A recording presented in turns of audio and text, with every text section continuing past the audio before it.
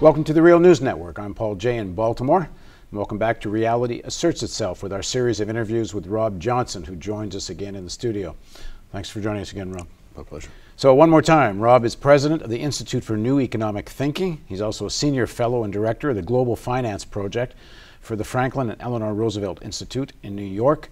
Previously, Robert was a managing director at Soros Fund Management, where he managed a global currency bond and equity portfolio. And he was, as I've said, one of the men who broke the Bank of England. Thanks again. So we're going to pick up Rob's narrative. After the Bank of England, you get very involved in Asia. Yes. And there's something sort of similar happens with Malaysia. What happened there? Well, it culminates after I've left the Soros firm in the Asian crisis and the devaluation of the Malaysian ringgit and Indonesian rupiah, Thai baht, and other currencies. But the Prime Minister Mahathir was very, very critical of Mr. Soros in public as a result of those violent moves within Asia. And, it was a similar play of going. Yeah, I don't know that the Soros firm, I wasn't there at the time, but I'm not sure that they were as involved as Mahathir thought they were. But nonetheless, George became an archetype of the hedge fund speculator. So when this happened, certainly there were many hedge funds involved in the pressures on the Malaysian ringgit, and George became the, what you might call, symbol of that type of activity. It's as you say, and I take your point, if he hadn't done it, somebody else would. It is another stage in the power of finance. Yes. That you can start to kick around sovereign governments, which we're now seeing, especially in Europe, but we've seen in many places, all through Latin America during the 80s. Well, and what you saw after the Asian crisis is that many of the Asian governments, like Hong Kong, Taiwan, China, and others, built enormous foreign exchange reserves. And now the scale, say a firm like the Soros Fund has, say, $23 billion under management, and the Chinese government's foreign exchange reserve is $2 trillion. So at some level, they responded on their side by building these war chests, if you will, to be able to defend their currencies. And something the size of China can do it, but the smaller countries. Some place like Hong Kong might have $300 billion, which is 15 times the scale of Soros. So the world has changed quite a bit.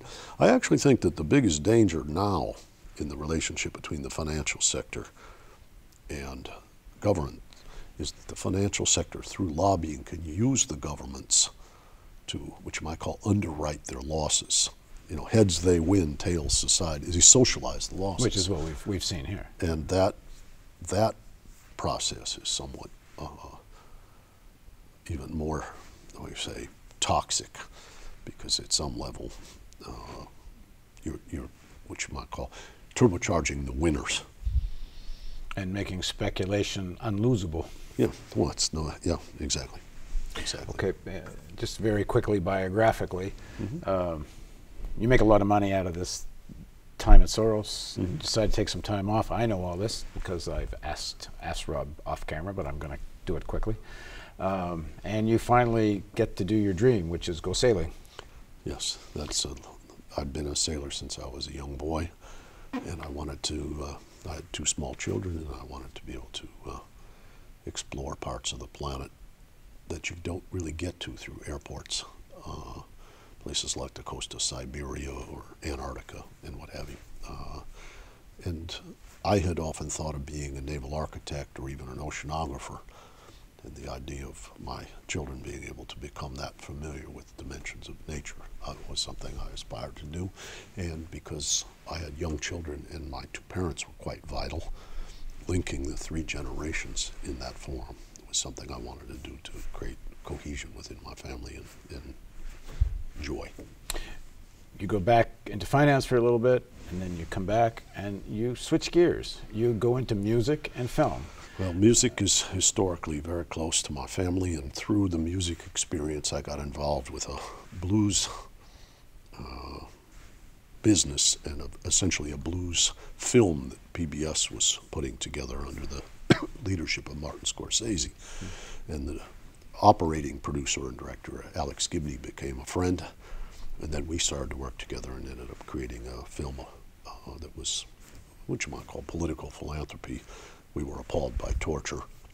Thought that this is the film Taxi to the Dark Side. So Taxi to the Dark Side, which won the Oscar in feature documentary, and we worked on that together. You were an executive producer on that? Yes. And, this period of music and film, away from, you know, the involvement in finance, does it change any more about the way you look at the world? I think it's a reintegration of how I look at the world with my life. When I was a child, I was very involved in the music scene. My parents were very involved in music. My father played a lot of jazz piano and trumpet. My mother was a choral singer. There was this organic sensibility about the popular music of the time in relation to Vietnam and other tensions and racial tensions, the civil rights movement. So I've always felt that the arts are like the lightning bolt of truth-telling that surrounds or are inspired by the social conditions, and to get back into that realm, which was close to what I call where the love was in my family, was interesting. But I see it as an organic whole, and including literature and other things, which it's not just music, but I see the arts as an organic whole in its relationship to what's happening in society. Then when does George Soros get you to help create INET, Institute for New Economic Thinking, which is what your passion is now? In the aftermath of the TARP legislation, which looked to me like a social abomination. This was bailouts with no restrictions. As Joe Stiglitz calls it, that's when the polluters got paid. And we could see that this would create a great deal of stress, disharmony. Things like the Tea Party, Occupy Wall Street, were legitimately angry that the polluters didn't pay.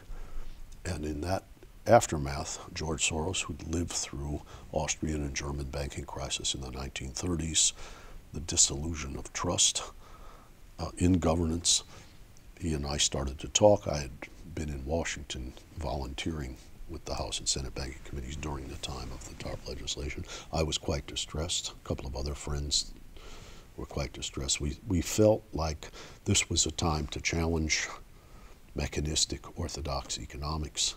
This was a time to try to build a direction forward, because society would be enraged in light of these bailouts. I saw an interview with George Soros about the founding of INET. He said we need to rethink the fundamentals of how the economy works. Yes. So in the next segment of our interview, we're going to talk about that work and INET's work to rethink the fundamentals. So please join us for the next segment of our interview with Rob Johnson on Reality Asserts Itself on the Real News Network.